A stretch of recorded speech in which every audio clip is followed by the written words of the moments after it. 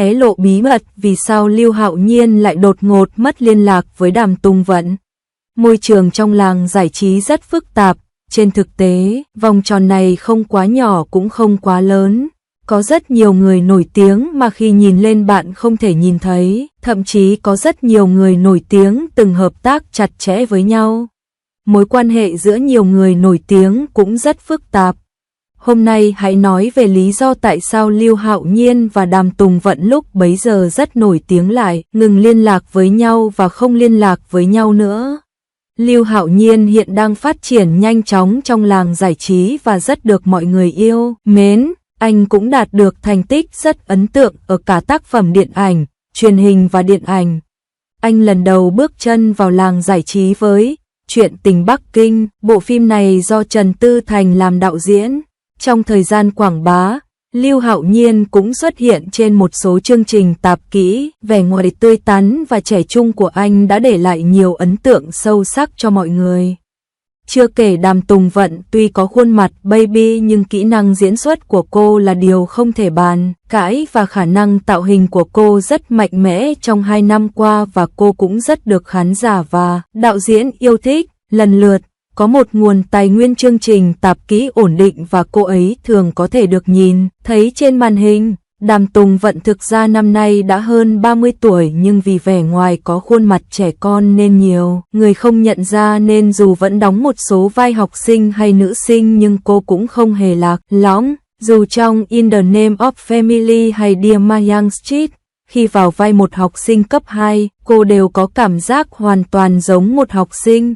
Nói đến vai học sinh nổi tiếng nhất của Đàm Tùng Vận, điều đầu tiên mọi người sẽ nghĩ đến là The Best of US, nơi cô hợp tác với Lưu Hạo Nhiên. Cũng chính nhờ bộ phim truyền hình trực tuyến này mà Lưu Hạo Nhiên và Đàm Tùng Vận trở nên nổi tiếng.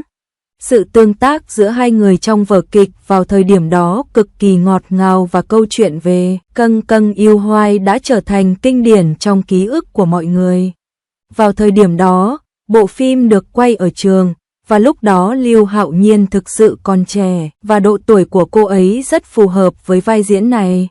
Mặc dù Đàm Tùng Vận đóng vai Câng Câng trông giống như một sinh viên nhưng thực ra cô ấy đang ở độ tuổi đôi mươi.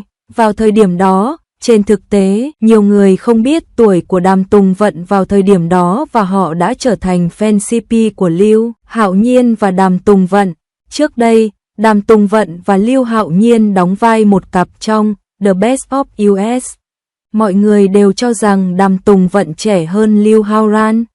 Trên thực tế, Đàm Tùng Vận hơn Lưu Hạo Nhiên 7 tuổi. Gần đây, có thông báo chính thức rằng Đàm Tùng Vận sẽ đảm nhận việc quay bộ phim truyền hình mới In the Name of Family. Trong phim, cô vào vai một người thợ điêu khắc gỗ được canh gác bởi 4 anh em đẹp trai. Thực sự trẻ hơn cô ấy, song Wei Long nhỏ hơn Tan So Nghia 9 tuổi, điều này thật cảm động. Nếu Đàm Tùng Vận, người ngọt ngào như mối tình đầu của cô, luôn có khuyết điểm thì có lẽ cô đã có chút béo trẻ con kể từ khi mới ra mắt, nhưng nhìn những bức ảnh mới đăng gần đây, rõ ràng cô bé đã biến mất. Khuôn mặt của cô ấy đã trở nên thanh tú hơn, đặc biệt là bắp chân, thậm chí còn gầy hơn cả chiều rộng của màn hình điện thoại di động. Vậy Đàm Tùng Vận đã giảm cân như thế nào? Kỳ thực nói rất đơn giản, chỉ cần bỏ 3 loại thực phẩm. Món ăn đầu tiên phải bỏ là đồ ăn nhiều dầu mỡ. Trước đây Đàm Tùng Vận thường đăng ảnh cô làm đồ xiên và ăn lẩu. Tuy nhiên, trong những bức ảnh ăn kiêng của cô hiện tại, có thể nói chúng rất nhẹ nhàng, nặng mùi, nhiều dầu và muối, tất cả thức ăn đều không còn nữa.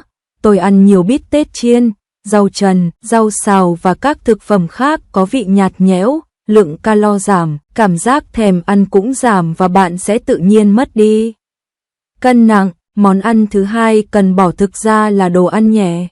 Nói đến, Đàm Tùng Vận cũng là một người nổi tiếng thích ăn uống. Một trong những lý do lớn nhất là cô không thể bỏ ăn vặt. Cách đây một thời gian, vì cái chết của một người thân, tôi bất ngờ từ bỏ việc ăn vặt. Đây cũng là nguyên nhân chính khiến tôi phải giảm cân. Thức ăn thứ ba cần cắt bỏ là đồ ngọt. Nhiều người biết Đàm Tùng Vận thích ăn bánh ngọt và kem, giống như một cô bé vậy.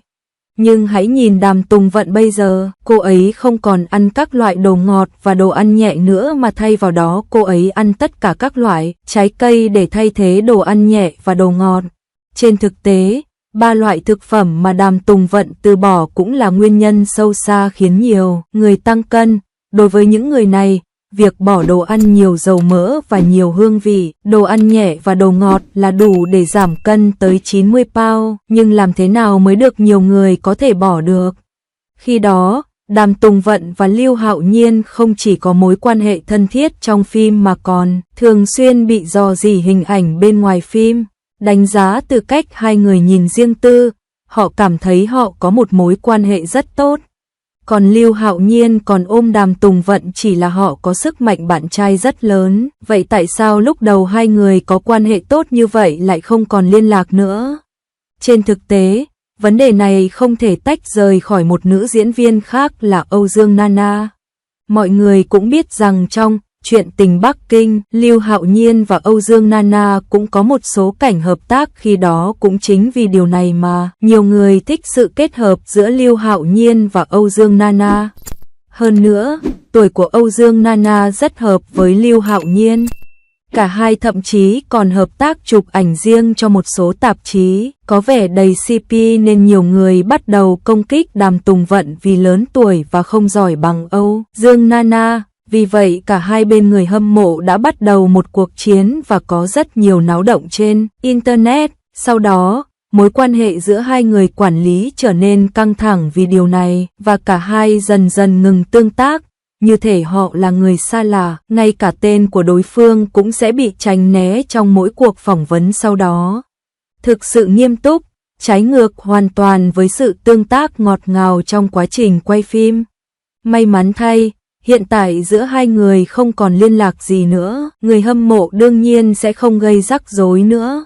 Tuy nhiên, không ít lần mối quan hệ giữa các nghệ sĩ rơi vào bế tắc vì những rắc rối vô lý của người hâm mộ. May mắn thay, hai người đang phát triển tốt đẹp, ngành công nghiệp hiện nay, nhưng người ta ước tính rằng trong hoàn cảnh như vậy, giữa họ sẽ không còn sự tương tác và hợp tác nữa.